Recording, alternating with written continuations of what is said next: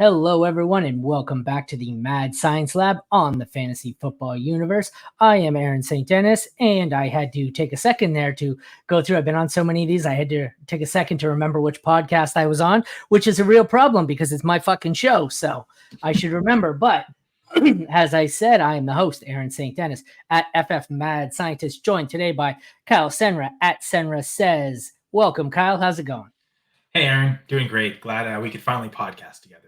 Yeah, I've had a couple. I remember the story I always say is I remember when I first started, I was invited to that contract league by Dave Heilman. And I said, oh, sure, Dave Heilman wants me to be in a league. I'll join it. And then I got in the league and I'm like, oh, I know that name. And I know yours. And there was one or two others where I'm like, oh, I know these guys. I watch their shows or I listen to their podcasts. And you were in it. And actually, the league was fun.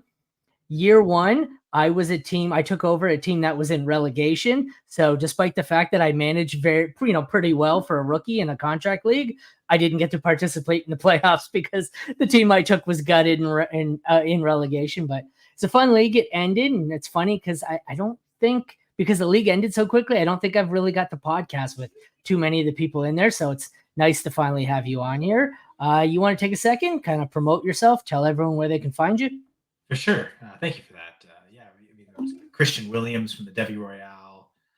And the connection there, we're in the hat too, is the Devi Royale started as part of Going for Two Live, which I'm a member of as well. So that's the part of the connection there with Jeff, Christian, and Kevin. But on Going for Two Live, I host a couple shows, including press coverage, the 2-point conversion. In season, I'm part of the Monday night pregame show as well. We typically do a season-long competition for the Monday night game in terms of team win-loss or over-under on the points, betting against the spread, and like player props. So my co-hosts track to see who is the best all year, and I haven't been the best in the 2 years that we've been tracking and doing that. So I gotta tell you, to do better this year. I gotta tell you, your mic or whatever you're doing has some epic background cancellation and was tripping me out for a second because I thought your mic was completely dead, and then when you spoke, you're like boom right into it. So you got a pretty good mic, don't you? I thought so, but that's good to hear, I guess, and I guess apparently it's great for you to hear too. I was sitting there and I was like, is his mic not work? Oh, no, there we go. And then it fucking tripped me right out. It was like, I'm sure you can hear my kid yelling in the background. My mic is not as high end. So I can't really that much. Maybe I'm so focused on what I'm trying to say. You will. Also not you that will. much noise You'll hear him too. So he's playing on his VR and you'll hear him screaming every show like he always does. There you go. Okay, hey, keep it down. All right. Got the break in my speech, but just a transition. I'm also with Full Press Coverage. Do a couple podcasts there, including the Full Press Fantasy Pod, kind of an all-year look at fantasy football, a lot of dynasty focus in the first half of the calendar year from January through June, and then once July hits, like this week, we're really transitioning to redraft centric and just looking at the 2024. I got a lot of projections I like to do. I've been doing touchdown projections the last couple of years, and I've also added target share projections because I want to get better at ranking wide receivers, and I feel like it's something I'm missing. So going to be debuting that on the podcast real soon. It was tight end for me in the ranking contest. I reached out to a few people who are highly ranked and I said, what the hell am I doing wrong with tight end? I'm like, I'm good at everything else. Tight end, I'm terrible. But so I went for some pointers. It's funny. That's what I've actually done fairly well with on certain weeks. I just, I think I talked about this with Steve, the IDP Hunter on the RPO and Fantasy Six Pack.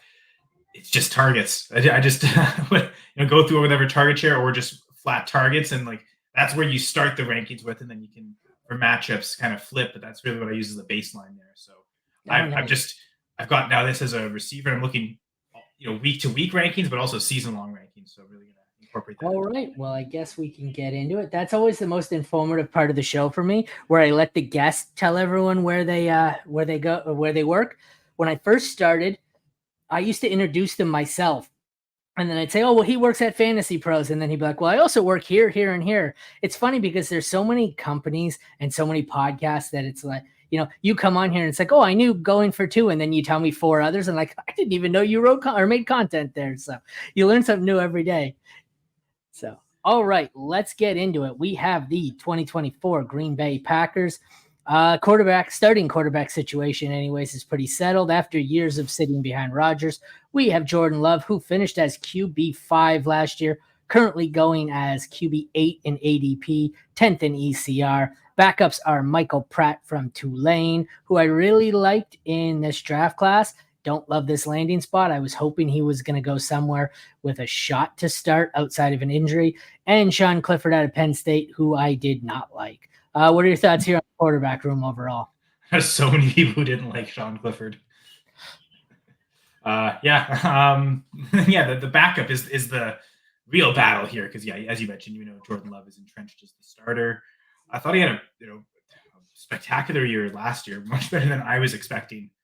I think he ended up with a 5.5% touchdown rate. Use that to get to that top 6 QB finish. Typically, I mean, if someone gets the 8 to 9%, that's where we say, okay, it's going to drop significantly. But I would expect 5.5% might not be Jordan Love's ceiling for his whole career, but I also don't know that he'll necessarily get to that top end ceiling right away in year 2 as a starter. So, if anything, I almost expect it to drop slightly. I would say anywhere around 5% seems reasonable, even in the high 4% as well. If something really goes bad, maybe it drops further, but I don't know. I think he definitely turned it around mid-season.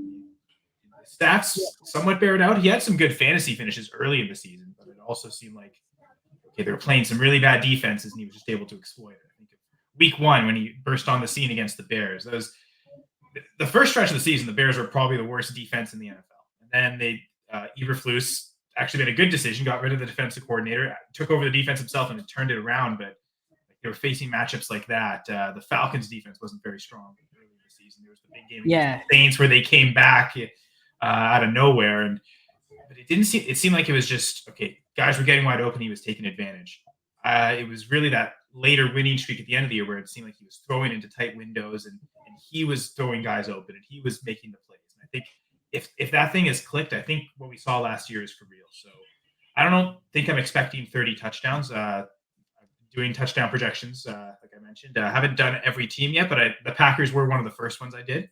And I've got him right now projected at 28 passing touchdowns. So I'd say slight dip from last year. It seems like that's, as you mentioned, is where he's going, though. He's not being drafted at his finish last year. He's being drafted QB8 to QB10. I might even be a little lower than that, but yeah, I could expect top 12 is a reasonable place to be taken. Yeah, that would have been my first question because I see he finished as QB5 last year. He's going ECR as QB10, ADP QB8. I think I have him more in the range of 9 to 12. I have him as a back end QB1. I'm expecting a little bit of regression, nothing serious. I think he's still a QB1, but nobody's got him as high as QB5 based on what he finished. So that's good. But I think just like I said, QB10, it's not way overvalued. I might have 1 or 2 guys above him that ECR doesn't have, but I think that's pretty solid value at QB10. Is pretty accurate for you? Yeah, seemingly so. I think that's nothing wrong with that price. All right. We shall move on to running back now, where it gets a little more interesting here. The days of everyone stashing A.J. Dillon seem to have gone by the wayside, but we have the newly acquired Josh Jacobs, finished as RB25 last year, currently going as RB11 in ADP. Rookie Marshawn Lloyd out of USC going RB48. A.J. Dillon going as RB71, and Emmanuel Wilson going undrafted. No surprise there. I would have thought at RB71, A.J. Dillon's probably going pretty close to undrafted as well late here. I don't know what to make here of this. I like Jacobs. I liked Lloyd. His combine wasn't great. His pro day was all right. I worry ADP here is 48 overall, but I feel like he goes higher than that in my drafts. That's why I don't have any shares of him. And I feel like running back 11 is a lot earlier than Jacobs has been going in my drafts. And I feel like I've got a few shares of him. What are your thoughts here on the Green Bay running back room? Yeah, so the other podcast I do for Full Press Coverage is the Full Press Packers pod. So there's some real life Packers implications, especially you go back in the archives and look at the post free agency episode of it. We in the offseason we'll go about every 2 weeks. I was not so kind on the Packers' decisions at running back, what they did in free agency. And also, I didn't love Lloyd like others did, so I would even argue in the draft. But from a fantasy perspective, I think I understand what they're going for. I think ultimately the Packers expect that they're going to be a better team this year. They probably think they're going to pass less than they did last year because they won't need to. They'll be leading in more games as opposed to coming back from behind in more games. I think they have the confidence with the way the season ended that they turned a corner, and arguably they may have got better with certain aspects of their defense.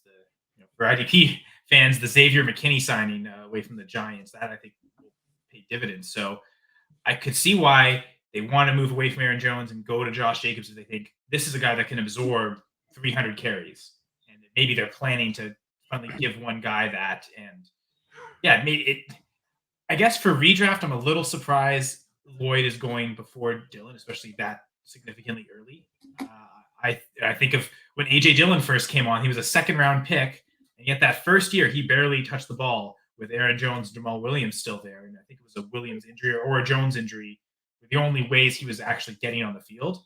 I could see something similar with Marshawn Lloyd, especially because, man, one of the things that's funny is you go from Aaron Jones, one of the best pass catching running backs, to three guys who have a combined 2 receiving touchdowns their entire careers. So I could see them not only passing less, but specifically passing to the running back less. Now, Josh Jacobs might be your best pass catching back, but he has 0 receiving touchdowns in his career, and two go to AJ Dillon. So it might mean they have more confidence in their wide receivers, and their tight ends. That's where they want to put more passes to. So you can see more carries for the running backs, but also less targets to the running backs than we saw last year. So I don't really love Lloyd in redraft at all. I feel like he's barely going to get usage. It's going to be tough to draft him and know how long you should hold on to him for, like in terms of an injury. So AJ Dillon might actually be the best value, but Jacobs I think could have a good season. I don't know if RB11 might be a little too early for me.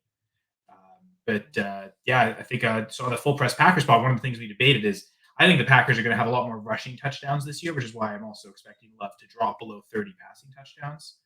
My co-host wasn't as sure about that. He thinks Love might actually increase in passing touchdowns. I think I projected the Packers for 21 rushing touchdowns, which would be on the higher end in the NFL.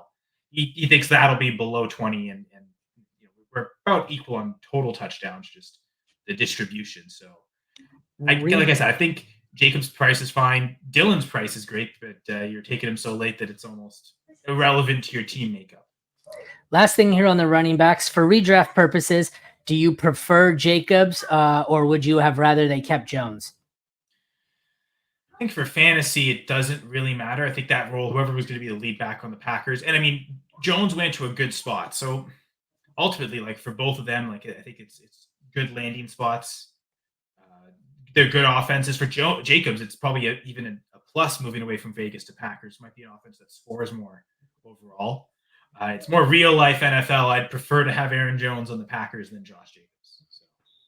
All right, let's get into the interesting section here, the pass catchers. Wide receiver, we have Jaden Reed finished as wide receiver 19, going as wide receiver 34.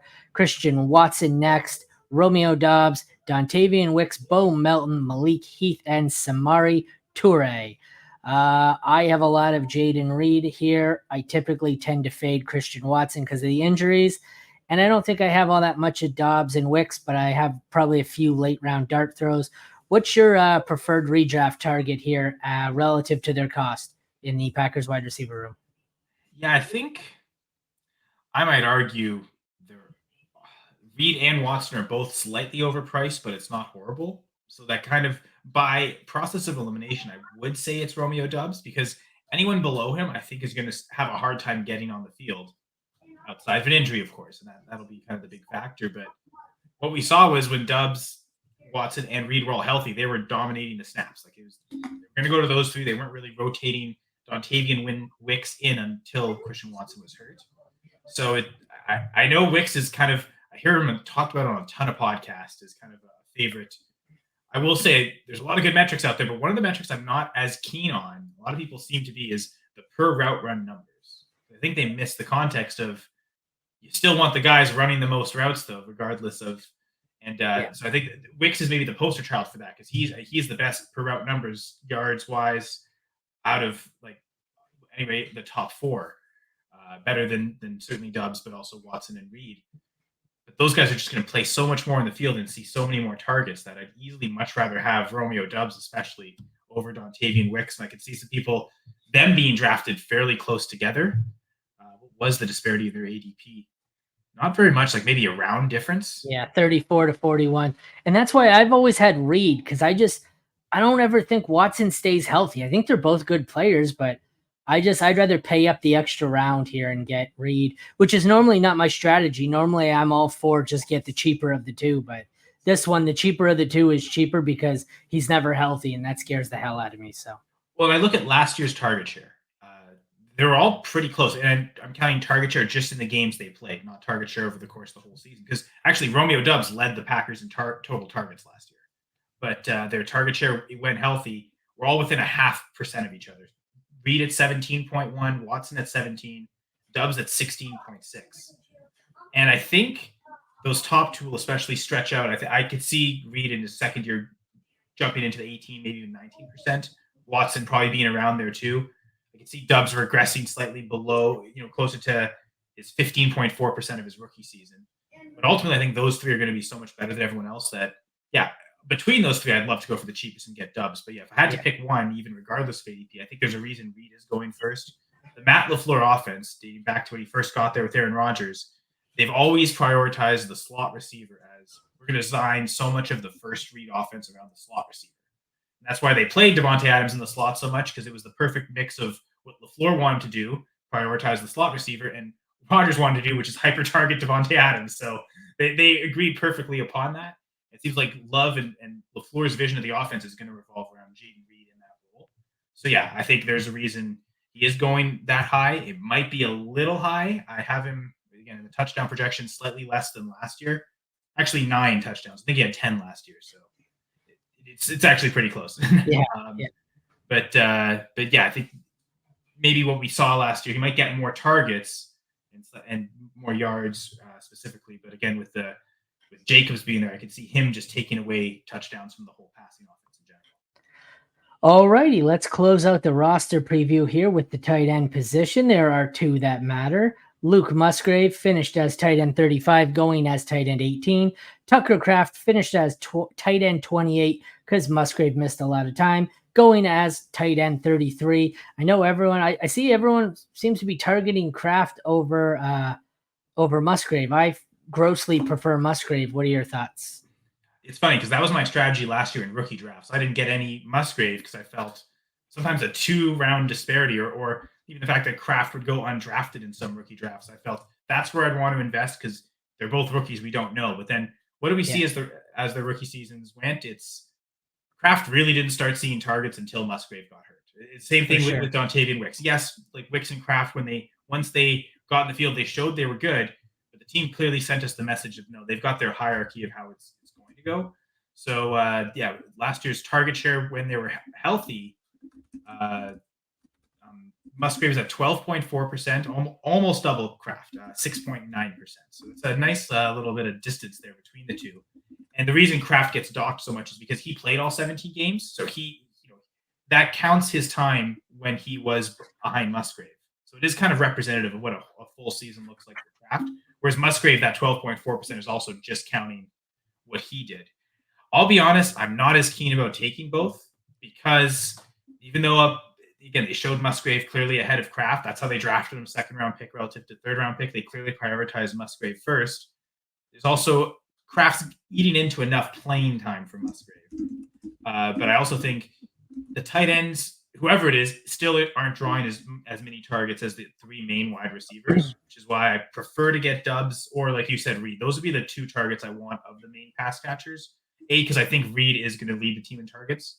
And B, for Dubs, he probably does have the best value where he's what's his ADP again relative to Musgrave? Is it ADP for Kraft? Did you say Kraft and Musgrave? No, for Dubs. Oh, I guess it's ADP based on. Oh, right? Yeah, I have positional ADP. That's how they break it down. So I feel like Dubs is going earlier in drafts. I couldn't tell you how much earlier. I don't have that on the screen. And I think that's probably how it should be. So Musgrave probably isn't necessarily being overpriced, but I think it's the way I draft. I tend not to take tight ends in that range. I'm either going really early or waiting until the very last round. I've kind of held that tight end strategy for a long time. Starting to hear more people talk about it, so it's not becoming that original of a thought. But Musgrave is still, I think, going just a little too early for me to want to invest in. All right. Moment of truth. One target and one avoid at their current cost on the Green Bay Packers. Sorry, could you repeat that? One target and one avoid at their cost on this roster. Yeah. I guess I think honestly, my avoid probably is Musgrave for that reason, and I would argue Kraft too, because I think while it's just a little too early for me to take that level of tight end. Because Musgrave is good enough that if I draft him, I'm not going to want to drop him in season for someone else. So that's why typically I'll wait till the very last round if I haven't taken a tight end at that point. And okay, I will be as impatient as week one is. If that tight end I draft isn't performing week one, I'm dropping them immediately for someone who did it. I'll just stream the position basically the whole year until I find someone getting consistent targets. So the way I draft, I would have to say Musgrave's my avoid, unfortunately. All right. Who's the value to target? For me, I think it's got to be Love, maybe. What do you got? I'm tempted to say Romeo Doubs, honestly, just because, again, you're getting a guy that, I mean, led the team in targets last year. It's not, none of us are expecting it to be, and he's not being priced that way either, not even close to that. So if he does repeat on that somehow, I think it'll end up being such a big value.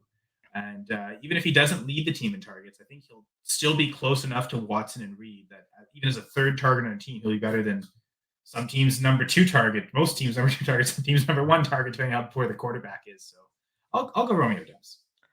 All right, let's close this out with some schedule prediction here. It's going to be tough for Green Bay to make the playoffs because based on the predictions of everyone else who's been on this series, you're going to need 14 wins to make the playoffs this year. Not sure how the math checks out on that, but every team except for the Patriots is winning at least 12 games. So I will name the team. You tell me win or loss. Week 1, they are at Philadelphia. I think Philadelphia's got to get off that losing streak, and I think they'll start. Unfortunately, the Packers will be the victims of them being really angry. So I think they are going to start the season off with a loss in Brazil. Week 2, did I say at Philly? That was home to Philly. I don't know if I said home or away. I think it's in Brazil. I thought it was counting as a Philly game. Oh, okay. Well, I have it as a Green Bay game. So that's how it comes up on NFL.com. It's a Brazil game. Oh, okay. Is it? All right. Well, so then it doesn't really matter. I thought so because I remember hearing that issue with both teams wearing green, and let's not go there. But okay. I mean, to be fair, there is green on the Brazilian team soccer jersey, so I also yes, there is. Yes, there is. Week 2, home against the Colts. Anthony Richardson looks very talented, and he is technically the type of quarterback the Packers have traditionally struggled with, the mobile QBs, but I think the Packers offense will do enough. All right. Week 3 at Tennessee. Honestly, going through my touchdown projections, the Titans might be the worst team in the league, might have the lowest touchdown output on offense. So I'm going to better not lose the Titans. This has to be a win. Or else if you want to be taken seriously as a team. Week 4, home against the Vikings. This could be against Sam Darnold. So in Lambeau, I'm going to say a win for sure. Jeez. Week 5 at the LA Rams. Matt LaFleur has had Sean McVay's number. A very good record against McVay. And they've done pretty well against Stafford, even at times when I'm pretty sure they beat the Rams during the year the Rams won the Super Bowl. We're arguably the best team in the NFL. So even when the Rams are at their best, the Packers still find a way to win. So I'll say a 4-game win streak here. All right. Week 6, home against the Cardinals. Again, back to even when the Cardinals were at their best, when they had that undefeated streak to start the season, the year they ultimately made the playoffs. Oh yeah, this is that same year that the Rams won the Super Bowl. But the Packers handed the Cardinals their first loss, and I think they were 7-0 at that point. And then they handed them that loss, and they kind of tailspun from there. And I think they went, including their playoff loss to the Rams, I think they went 3-7 after that stretch. So I don't think the Cardinals are as good as they were a few years ago. I think 5-game win streak, not to start the season, but early after that. Week 7, home against the Texans. This is one of the quarterbacks I'm probably the most afraid of facing this year. Not even afraid, but most concerned to face. The other one, honestly, might be Jalen Hurts, which is why I gave the Week 1 win to the Eagles. I can't be too much of a homer, right, and say they're going to beat everybody, especially by this point of the year, I expect Stroud to have gained that connection with Diggs as strong as it is with Tank Dell and Noah Brown. Oh yeah, and Nico Collins, can't forget him. He's amazing, love him. But yeah, I think Stroud, he could be a challenge for the Packers. So I'm going to give the Texans the W. Week 8 at Jacksonville. Week 8. Trevor Lawrence has been less than stellar to start his career. He's had some good games, but he struggles under pressure. And I don't know that the Packers defense, I think this new change of scheme too, going to a more 4-3 traditional, I think that can be enough to put a ton of pressure on Lawrence, and they'll get a win here. All right, next up, week 9, home against the Lions. Yeah, the Lions and Packers are hilarious. I could see something where the Packers lose to the Lions in Lambeau and then beat them in Detroit. So I think the Lions, unfortunately, because I had to test them so much, have proven that they're a good team, made it to the Final Four last year, NFC Championship game. If the Packers hadn't blown it against the 49ers, they would have had the chance to crush the Lions in that championship game and go to the Super Bowl. But ultimately, I think a season split. So I'll make it funny, and the Packers lose at home here to Detroit before the bye. All right, so they go into the bye week 6-3. They come out week 11 at Chicago. I mean, and again, Justin Williams from our contract league, he'd be so proud of me because I'm so staunchly in favor of Justin Fields, almost as much as he is. But Caleb Williams, so I gotta hate Caleb, right? Because they made a mistake taking him and replacing Justin, and he's not going to be as good. And the Packers crush Justin Fields every time, so of course they're going to crush Caleb Williams this year and get the win coming off the bye. All right, week 12, home to the Niners. This team, man, you just cannot beat this team. I mean, they've gotten wins against them over the years in the regular season, but yeah, the playoff losses are real. And I thought with this new young Packers team, it's not the Aaron Rodgers team anymore. Last year, they'd go in and not be afraid, and they almost did, and they looked really good, and then they blew it at the end. How much is that going to play into their psyche? I know they're going to be circling this game. Is this at home? I forget. Yeah, in Green Bay. Because they travel so poorly. That would be the one thing that could give them the edge to win, but for some reason I'm going to say a loss here. All right, week 13, home against the Dolphins. All right, this is that back-to-back Thursday night stretch, I think, where they they have back-to-back home games going to that Thursday night game. Yeah, if it was a Thursday night having to travel to Miami, I don't love it, but then the short week playing, they don't have to travel from San Francisco to Green Bay. They get to play back-to-back games Sunday and Thursday in Green Bay, and I think making the Dolphins travel up. Heck, I mean, they beat the Dolphins in Miami at Christmas a couple years ago, so I think Jordan Love can muster the win here. All right, week 14 at Detroit. Yeah, this is where they disappoint the Lions fan in spectacular fashion. Detroit thinks they're going to sweep the Packers, win the division. Oh, we beat them in Lambeau. How can they come to Ford Field and win? The Green Bay will find a way. Week 15 at Seattle. Could be Sam Howell. Gino plays poor enough. This could be Sam Howell, and another quarterback that you could under pressure is not so great. I suppose Gino's not so great under pressure either. So, I'll give Green Bay the win here. All right, week 16, home against the Saints. Here's the thing. I mean, it was a great win. The comeback, the 17-point comeback to beat the Saints 20-17 in week 3 was a good way to start the season after blowing the big lead the previous week to the Falcons. But ultimately what happened in that game was Derek Carr got hurt, I think, early in the third quarter. And I mean, at that point, it was 17-0. Jameis Winston came in and showed why, even though everyone seems to want him to be out there starting, why he's probably best served as a backup because he scored 0 points, turned over the ball, has done what he did his whole career outside that 1 year with Sean Payton that ultimately ended with Winston getting hurt.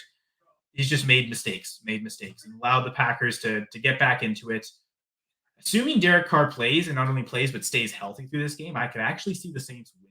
So, again, you're going to not over-hope the expectations with a homer schedule here, and I'm going to give the Packers a loss here. All right, week 17 at Minnesota. This could be where the Packers get their first taste of J.J. McCarthy. I mean, maybe he starts from the get-go of the season, and they already face him in week 4. And if so, then through that win, likely they'll know his tendencies. But knowing it'll be close to the end of his rookie season, maybe he's played enough games where he's good, but I don't think good enough to beat the Packers. So I'll say they get. And they close it out week 18, home against the Bears. They crush Caleb again. Their win streak of what Roger's words are, owning the Bears is going to continue even with Jordan Love. So. And we have another 12-win team in the NFL. They are 12-5. So we're going a little long. I should have picked that win against the Saints. Darn it. Yeah. We're going a little long here, so we got to wrap it up. Before we do, you want to tell everyone once again where they can find you. Yeah, so you can follow me on Twitter at Senra Says, the Full Press Fantasy Pod, Full Press Packers Pod. And for fantasy folks, the most recent Full Press Packers Pod episode is me going through my full target share projections and touchdown projections for the Packers. I guess trick question for you here. Do you know who led the Packers in target share last year? Aaron Jones?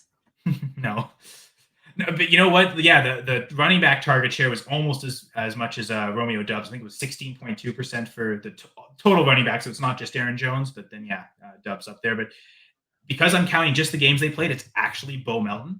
Because in the 6 games he played, he received an 18% target share. Because in those games, I think there was one game where Reed, Watson, and Wicks were all hurt. So it was basically just Doubs, Melton, and Malik Heath. And in those games, he was just getting hyper targeted. So it's funny that it actually is Bo Melton. But yeah, I don't expect that type of repeat. Don't go and draft Bo Melton. Just a funny tidbit there. But also, again, going for 2 live. Check out our YouTube channel. There's programming every night of the week, basically. I'll actually be doing a Canada Day episode on July 1st if this episode comes out before then. If not, well, you can always check it out in the archives. And again, all the great going for 2 live stuff. All right. Well, thank you very much for joining. If you want to head over to fantasyfootballuniverse.com and check out all of our team pages, including this Packers one, with all the relevant info you would need, please do so. Or check back tomorrow where we have Kelly Singh doing the Arizona Cardinals. Thanks again, Kyle, for joining me, and thank you all for tuning in. Take care and have a great day.